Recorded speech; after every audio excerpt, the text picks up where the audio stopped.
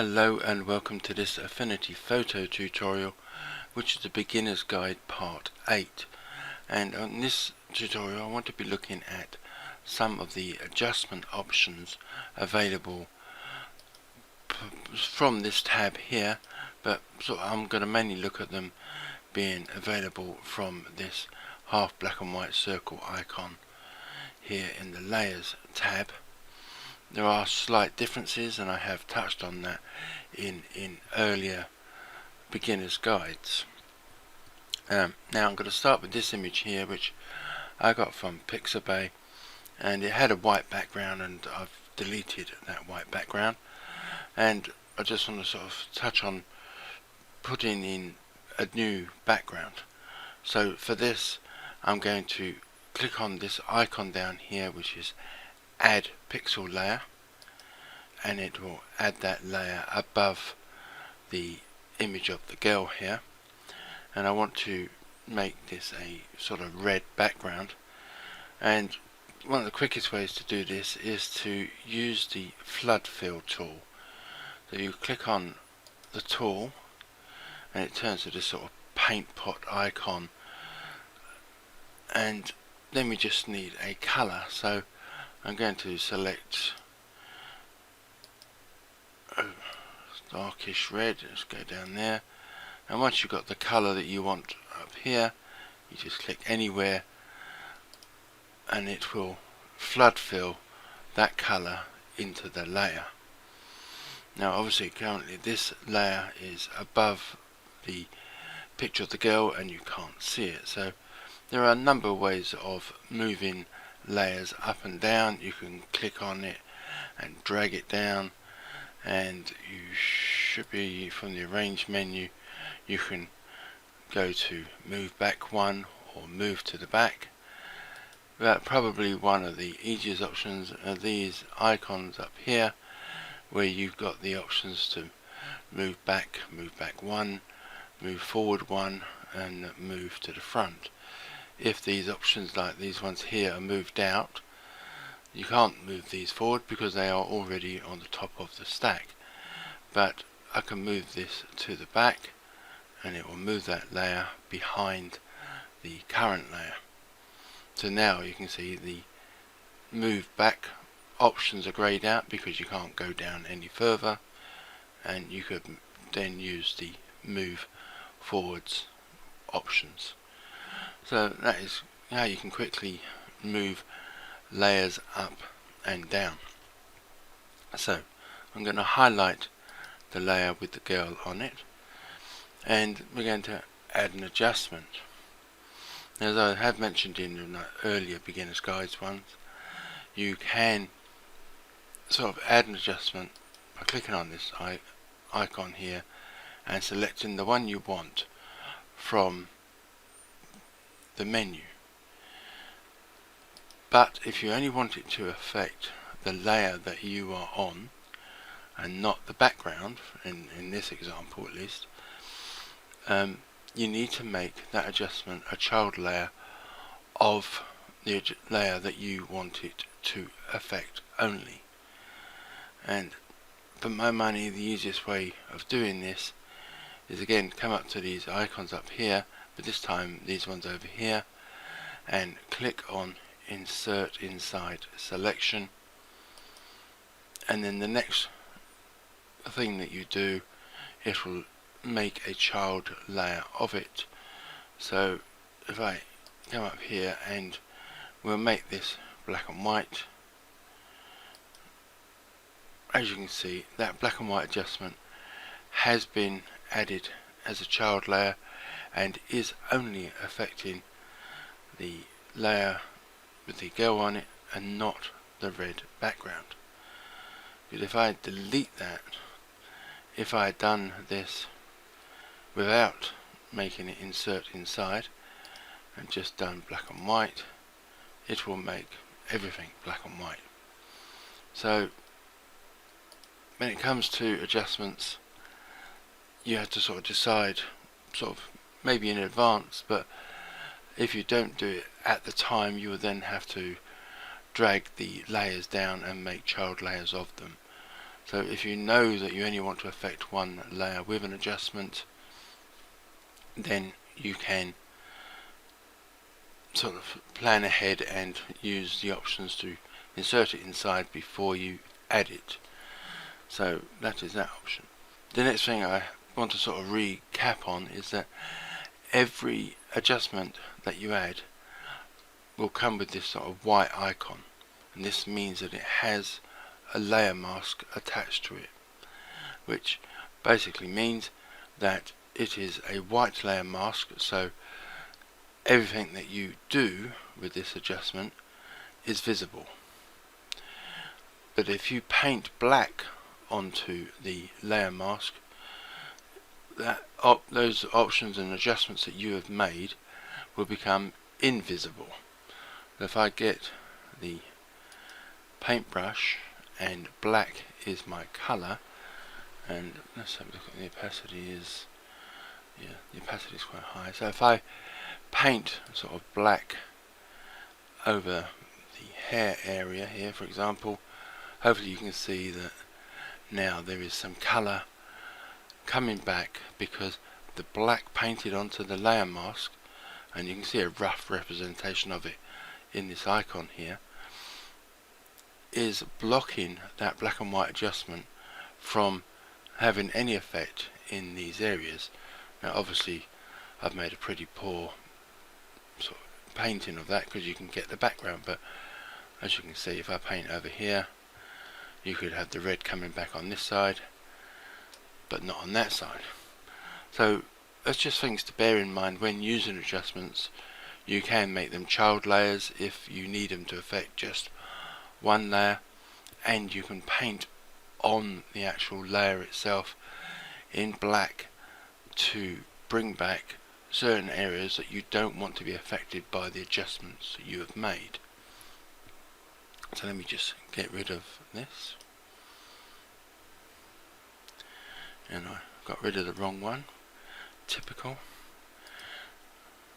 Open recent. So I want to have a look at sort of the three main, in my opinion anyway, main adjustments, and these will be the levels, white balance and curves. Now I'm not going to look at them all in depth and explain every little thing about them. I just want to have a sort of a quick general look. So this image I got from, again, from pixabay.com, and it's of a subway tunnel, and it's a very good picture.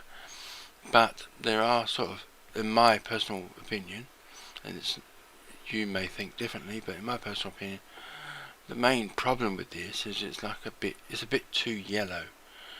Now this might be caused by the lighting down here, because the human eye, when it looks at something, it can, no matter what the lighting, be it outdoors or indoors, it can tell the difference and sort of adjust the light, the way you see things. So it won't make any difference to you when you walk indoors or outdoors, that everything will look the right colour. But cameras struggle with this, and when you're indoors, the lighting can and will alter the warmth of an image, be it neon lighting or just normal light bulbs. It will have a different effect, and one of the best adjustments for this, or to alter this, is the white balance. So I'm going to select this here, and you have the two sliders, the main one being the top one. If you click and move the node, or whatever you want to call this button, that's a good word, this button, to the left, it will make the image bluer and cooler, and if you move it to the right, it will make it sort of yellow and warmer. So as I think this is already a bit too warm, I'm going to move this to the left, and you don't have to go too far to start seeing an effect. But if I'll go right all the way over here, you can see that obviously that's too blue. So it's a case of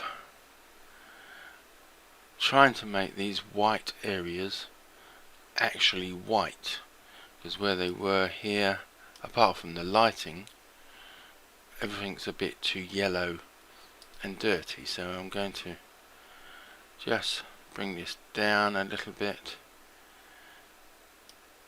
and the bottom slider you can sort of, again, if you go towards the green side, it's making it obviously greener, but it's also making it a bit warmer again, and you can just add a hint of sort of magenta in there, but I'm going to leave that in the center, and I'll just bring this down a little bit more.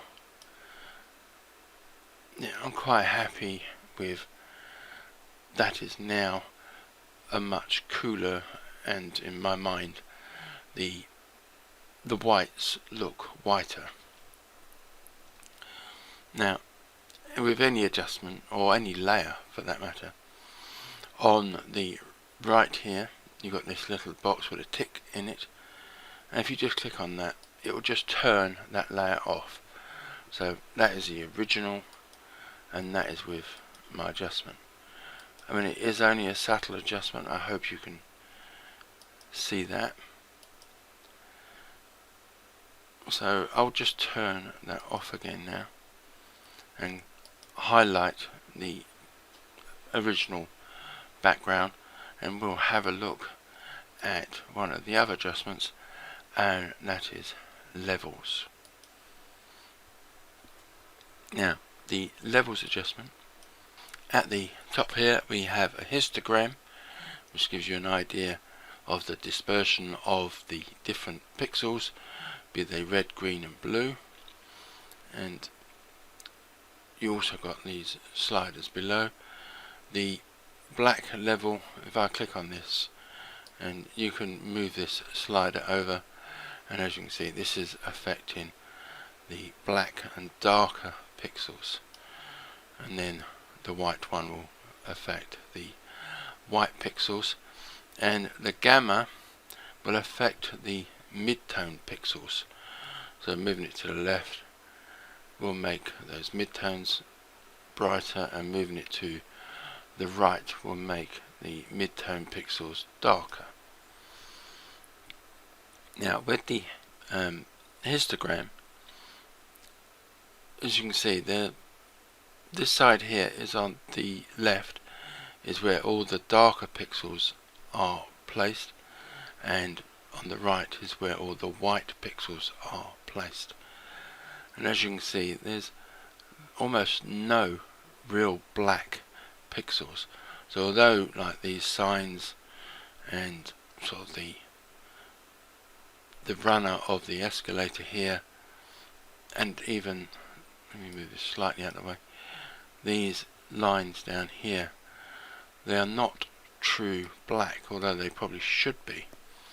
So if I just move this black level over, so it's probably coming closer to that high peak there, those dark pixels will now be nearer, or they are real true black pixels. So that will make that sort of look a bit better. And if the histogram hadn't come all the way over to the right, you could bring this side over to make those pixels to be more nearer, not very good English, sorry, but bring them to be nearer true white pixels. But as this particular image, they've got quite a few over here on the lighter side of the histogram, and I'm guessing it's these lights here that has given us the main areas of white pixels. So I'll leave that where it is, but I will just have a quick look at the mid-tones, and I'm just going to bring them down slightly to try and help get a sort of quite a good reflection going here. And yes, I'm quite happy with that, so I will leave that where that is. And similarly, I can, like before, I can turn this on and off. That was the original, and this is with the adjustment on. So let me turn that off. I'll come back to the original image again, and this time I'm going to have a look at curves. Now, curves is one of these adjustments that can be quite difficult to sort of explain, and there are plenty of videos out there that will look at this more in depth than I'm going to look at them. I'm just going to give you a quick basic look. And again, we have a histogram in here, and this will pretty much like the other one, it will show you that there are no black pixels. This bottom left corner is the black pixels, and the top right corner are the sort of white and light pixels. So we have sort of no black pixels here. So I can click on this node here and drag the line to the edge of the histogram, and much like in the levels option, we're now making the black pixels actually be black rather than sort of a dull grey, which is where this would have been, because if this was black here, this will be sort of getting towards grey and going over towards white. So that will bring the black pixels, you know, into the black area. So if you understand what I mean. Similarly, you could have moved the top one over and make the lighter pixels lighter or a bit darker. So as you can see, this line here was the original line, and this blue line is where I have moved it to. Now you can click on this blue line at any point and sort of, you can just click and drag, and if you move this upwards it will get lighter, move it down it will get darker. So you're just sort of altering the effect that you're having on the pixels. Now what a lot of people will do is they will sort of just click and put a node in the middle and then adjust the angle of the top and lower part of the line, because that is now an anchor point that will not move. And what they generally do is they do a sort of gentle S shape. So for example, move one side up, the other side down, so you got this sort of S shape going on. And you can always come back to a node and click on it and start moving it again and making adjustments. So let me just put that about there, and put that about there. Now at the moment this is on master, which basically means you are affecting all the channels at the same time, the red, green and the blue, but you can select just red, green or blue. And I mean at the moment this is, so that we're still a bit warm and yellowy. Now I'm going to try the blue channel, and what that will do is you've still got that master line that I did earlier, and as you can see the histogram has changed. We now sort of have a sort of a more even spread of the pixels. We do have some going over towards the black now, but this line has now got another line on top of it, and this is the blue channel. So if I click and drag this and raise it a little higher, because if I'd gone this way it would have made it more yellow, but I want to make it less yellow, so I'm going to just bring that up a little bit, and then I'm quite happy with that. We've now got a more white-ish image rather than the yellowish image. So that is the curves option there, and if I click that on and off, that was the original, and that is the sort of curves adjustment added. Now obviously you can sort of work with these in combination. So if I turn all these others back on, I mean the effect is quite good in my personal opinion, and you can sort of, because they are adjustments and they are on their own layer, you can just have one on or none on.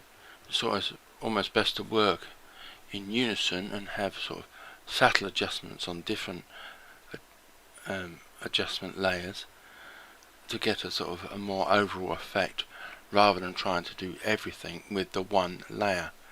So if you think, for example, like the white balance is not quite doing its job, you can highlight that layer, double click on the icon and get your adjustment back and retry the adjustment, which is the beauty of using adjustments, because they are non-destructive editing, and it means that you can come back and try something else. So what's that on? That's on -27 at the moment. I could try and make that even brighter and whiter on the roof area, and that's now minus, so I've gone down another 10%, and yes, I think I'm happy with that. And that is just the 3 adjustments I've made to make this, in my opinion, a much better picture. So that is sort of basically how these adjustments work.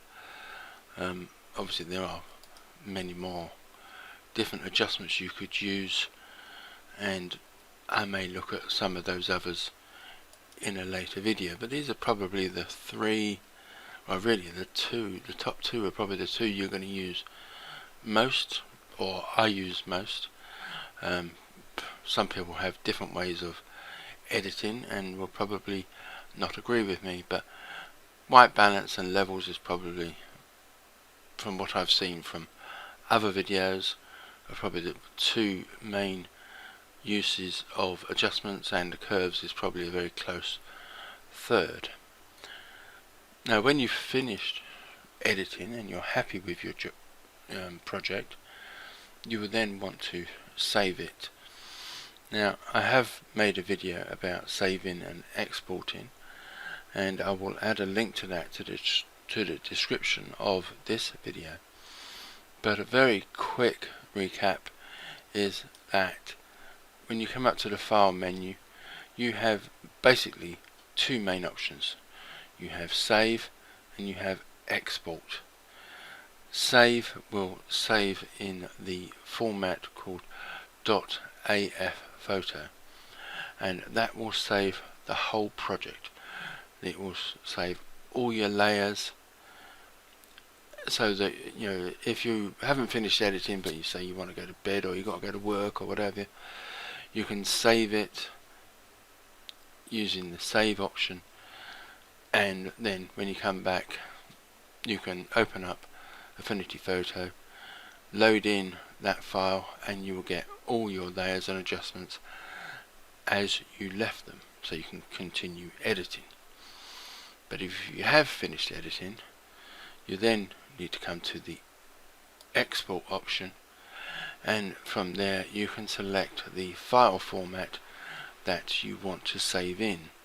The most likely file format will be JPEG, and you can then sort of decide on what quality of JPEG you want to save in, because you can see this is 100% quality, but it does estimate the size to be 19.78, and if we just drop this down to say 90%, visually you won't probably notice the difference in quality, but it has dropped the size down to 5.83, so that's a saving of like 14 megabytes just by dropping the quality by 10%. So that is an option to look at, and you have similar options with all the different file formats. There is also an option here, and it is on, I think it's on pretty much all of the file formats. You get more, and you have other options which you sort of need to know what you're really doing with these sort of things. So 9 times out of 10 I never bother with that. But let's say for example you wanted to save this as a PNG. As you can see, you don't get the options for quality here, but you do then get the the more option. So I'm going to come back to JPEG. It's still on 90, and then you just click on export, and then you've got to decide where to save this. So basically that is everything I want to look at in this video. So thank you for watching, and goodbye.